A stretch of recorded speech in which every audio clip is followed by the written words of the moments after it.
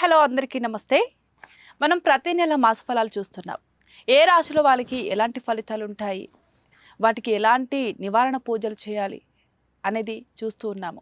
మరి జూలై మాసంలో రాశుల వారికి ఎలాంటి ఫలితాలు ఉండబోతున్నాయి, ఒకవేళ దోషాలు ఉన్నవారు ఎలాంటి పరిహారాలు చేయాలి అనేది ఇప్పుడు మనతో పాటు ప్రముఖ జ్యోతిషి ఆధ్యాత్మికవేత్త భార్గవి బుధరాజు గారు మనతో పాటు ఉన్నారు. ఆవిడని అడిగి మరిన్ని విషయాలు తెలుసుకుందాం.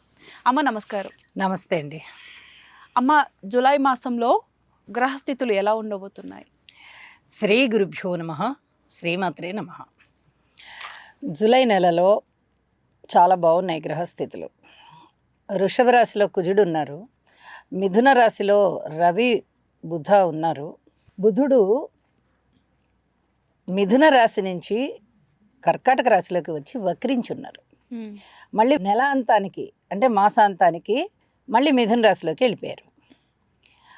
బుధ గురు శుక్ర 3 గ్రహాలు కర్కాటక రాశిలో ఉన్నాయి.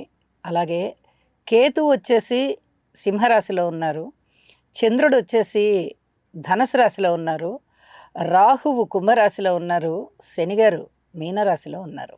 గ్రహస్థితులు ఈ విధంగా ఉంటే ఇక మాసాంతంలోకి వెళ్ళేటప్పటికీ వక్రించి ఉన్నటువంటి బుధుడు మిథున రాశిలోకి వెళ్ళిపోయారు. శుక్రాచార్యుల వారేమో సింహరాశిలోకి వచ్చి శుక్ర కేతువులు కలయిక జరుగుతూ రాశి నడుస్తోంది.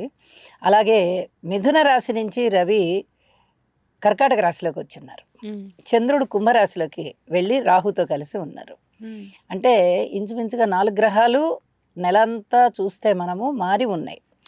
నెల మొదట్లో ఉన్నటువంటి స్థితుల కన్నా నెల అంతంలో మాసాంతంలో 4 గ్రహాలు మారి ఉన్నాయి. చాలా బాగున్నాయి గ్రహస్థితులు. ఎందుకంటే గురు శుక్ర సమ్మేళనం అనేది చాలా మంచి ధనయోగాలను ఇస్తుంది. అది కర్కాటక రాశిలో ఉంది. కర్కాటక రాశిలో చాలా అద్భుతమైనటువంటి స్థితి. ఇప్పుడు ధనస్సు రాశి నుంచి సంచరిస్తూ ఉన్నటువంటి చంద్రుడు ఈ జూలై నెలలో ఒక దీనిలో గురు శుక్రులతో కలుస్తారు. అది ఇంకా అద్భుతమైనటువంటి పరిస్థితి అన్నమాట. చాలా గురువు శుక్రుడు ఇద్దరు కలవడమే చాలా అద్భుతమైన యోగం. అంటే ఆ రాశ్యాధిపతి చంద్రుడు కలవడం మరింత యోగాన్ని ఇస్తుంది. ఇది చాలా అద్భుతమైనటువంటి యోగంగా చెప్పచ్చు. అలాగే శుక్రకేతువుల యొక్క స్థితి అంత మంచిది కాదు, జాగ్రత్తలు తీసుకోవాలి. ఎందుకంటే శుక్రకేతువుల కలయిక ప్లస్ రాహు దృష్టి కాబట్టి ఇది వైవాహికమైనటువంటి బంధాలని చాలా వరకు ఇబ్బందికరం చేస్తుంది. నెల అంతంలోకి వెళ్ళేటప్పటికి ఇది కొంచెం జాగ్రత్తగా ఉండాల్సిన టైము. అలాగే శనిగారి యొక్క తృతీయ దృష్టి కుజుడి మీద పడుతూ కొంచెం ఇబ్బందికరమైనటువంటి ఫలితాలను చూపిస్తూ ఉంటుంది. అయినప్పటికీ భయపడాల్సిన పనేమి లేదు. ఎందువల్ల అంటే ఈ శనిగారి మీద గురువుగారి యొక్క దృష్టి పడుతూ చాలా మంచి ఫలితాలను ఇస్తుంది. అలాగే కుజుడి యొక్క 4వ దృష్టి కేతువు మీద పడుతోంది. మాసాంతంలోకి వెళ్ళేటప్పటికి శుక్రకేతువుల మీద పడుతుంది. ఇది కొంచెం స్నేహాల విషయంలో కానీ ప్రేమ విషయంలో కానీ చాలా జాగ్రత్తగా ఉండవలసినటువంటి అంశం. అలాగే ఇంకా వేరే ఏమన్నా గ్రహస్థితులు ఇదిగా ఉన్నాయా అంటే మనకి మాసాంతంలో గురువు గారి యొక్క దృష్టి చంద్రుడి మీదకి వెళ్తుంది. అంటే 3 దృష్టిలు ఉంటాయి. ఒకటి 5వ స్థానాన్ని చూస్తారు, ఒకటి 7వ స్థానాన్ని చూస్తారు, ఒకటి 9వ స్థానాన్ని చూస్తారు.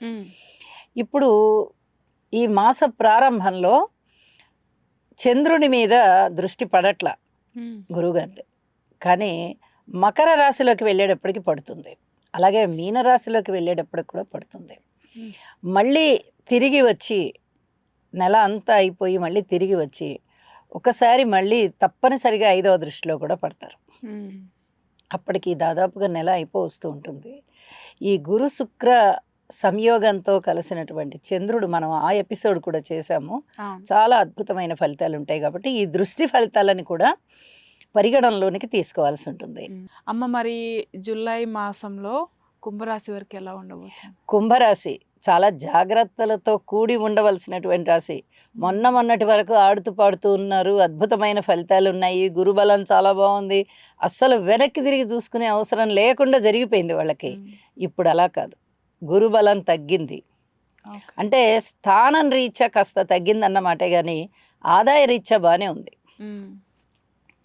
ఆదాయ రీత్యా చాలా బాగుంది. ఇక్కడ ద్వితీయాధిపతి లాభాధిపతి అవుతూ షష్ఠ స్థానంలో ఉచ్చలో ఉన్నారు శుక్రాచార్య వారితో కలిసి బుధునితో కలిసి. అంటే ఇక్కడ ధన ఆదాయం బాగా పెరుగుతుంది, లాభాల బాటలో ఉంటారు. ముఖ్యంగా ధనం పెరుగుతుంది ఉద్యోగంలో కానీ వ్యాపారంలో కానీ లేదా వృత్తి వ్యాపకాలలో కానీ ధన ఆదాయం పెరుగుతుంది. మిగతావి ఏదన్నా నీలాప నిందలు ఉండడానికి అవకాశం ఉంది. అలాగే ఈ ఇంకా వేరే గ్రహాలు ఏమన్నా బాగున్నాయా అంటే లాభస్థానంలో చంద్రుడు తప్ప ఇంకెవరు అంత అనుకూలంగా లేరు. ఒక బుధుడు బాగున్నారు, ఇంకెవరు అనుకూలత లేరు. ఇలాంటప్పుడు ఏమవుతుందనంటే గ్రహాల యొక్క అననుకూలత ఉంది అని చెప్తాం కాబట్టి అన్ని గ్రహాలకి స్తోత్రపారాయణాలు చేసుకుంటూ ఈ కుంభరాశికి అధిపతి అయినటువంటి శనిగారి యొక్క అధిదేవత శివుడు కాబట్టి శివుడికి పూజ చేసుకోవని స్తోత్రపారాయణాలు చదువుకుని వీరికి ఇంకా ఏలినాటి శని జరుగుతోంది కాబట్టి శనిగారికి కొంచెం తైలాభిషేకం చేసుకోవడము, నల్ల నువ్వులు దానం ఇవ్వడము, ఏదైనా స్తోత్రపారాయణాలు చేసుకోవడము, హనుమాన్ చాలీసా చేసుకోవడం, ఇట్లా శనిగారిని ఆ దుష్ట ఫలితాలని కొంచెం ఉపశమింపజేసుకుంటే గురువు గారి యొక్క శుభ ఫలితాలు ఎక్కువ అవుతాయి. ఎందుకంటే గురువుకి ప్రత్యేకమైన గుర్తింపు లేదు ఇక్కడ. ఆయన తన రాశికి ఏమీ ఇబ్బంది పెట్టరు కాబట్టి తన రాశి మీద దృష్టి పడుతున్న కారణం చేత కొంచెం అలా అలా ఉంటారంతే ఇదమిద్దంగా. అంత పూర్తి శుభ ఫలితాలను ఇవ్వరు ఇక్కడ. ఎందువల్ల అంటే షష్ఠ స్థానం కదా, కొంచెం అపనిందలు అపవాదులు కలిగేటటువంటి స్థానం. దానికి తోడు శుక్రాచార్యుల వారికి కూడా అలాంటి పరిస్థితే. వారు కూడా ఏమి షష్ఠంలో మంచి ఫలితాలను ఇవ్వడం లేదు.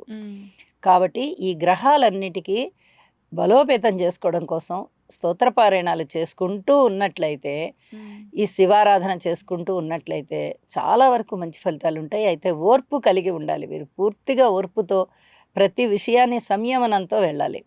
అది అన్నదమ్ముల సహాయ సహకారం అవనివ్వండి, కుటుంబ జీవితం కొంచెం బాగానే ఉంటుంది, కుటుంబ సభ్యుల సహకారం బాగుంది, మాతృవర్గ రీత్యా అంత గొప్పగా లేదు, సంతాన రీత్యా లేదు, రుణభారాల రీత్యా కూడా కష్టంగానే ఉంది. ఇక భార్యాభర్తల అన్యోన్యత చెప్పనే అవసరం లేదు. ఈ నిమిషాన విడాకులు అవ్వాలంటే అయిపోయే పరిస్థితి ఉంది. వారికి దూర ప్రాంత ప్రయాణాలు అనుకూలంగా లేవు, విదేశీయానాలు అనుకూలంగా లేవు. ఈ కార్మికులు కర్షకులు ఇలాంటి వారందరూ కాయకష్టం చేసేవారందరూ అంటే వారికి అంతంత మాత్రంగానే ఉంది. ఈ లాభస్థానంలో ఉన్నటువంటి చంద్రుడు బాగున్నారు కాబట్టి కొద్దిగా అనుకూలత అయితే ఉంటుంది. అయితే అది నెలంతటిని మనం సంతృప్తిగా ఉంచేలాగా ఉంటుందా అంటే కొంచెం కష్టం అవుతుంది.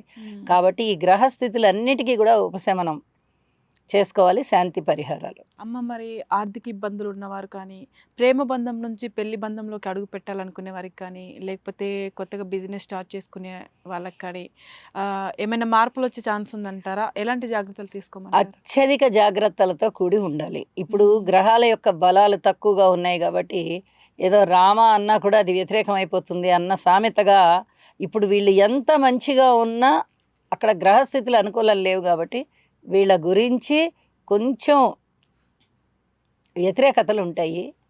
అందువల్లనే ఈ అభియోగాలు ఏమన్నా వీరి మీద పడడానికి అవకాశం ఉంది. పూర్తి ఓర్పుతో వెళ్ళండి, భగవంతుణ్ణి నమ్ముకోండి, ఇంటి దేవతకి పూజ చేయండి, ఇష్టదేవతారాధన చేయండి, శివారాధన చేయండి, గురువుగారికి స్తోత్రపారాయణాలు చేయండి. చాలా వరకు ప్రశాంత జీవితంతో ఉంటుంది. ఇవన్నీ చేయడానికి రోజు ఒక 10-15 నిమిషాలు కేటాయించుకుంటే చాలు. చేసుకుని వీరి పనుల మీద వీరు కృషిని మటుకు మానకూడదు. వీరు కృషి చేసుకుంటూ వెళ్ళిపోతే చాలా వరకు ప్రశాంత జీవితంతో ఉంటారు.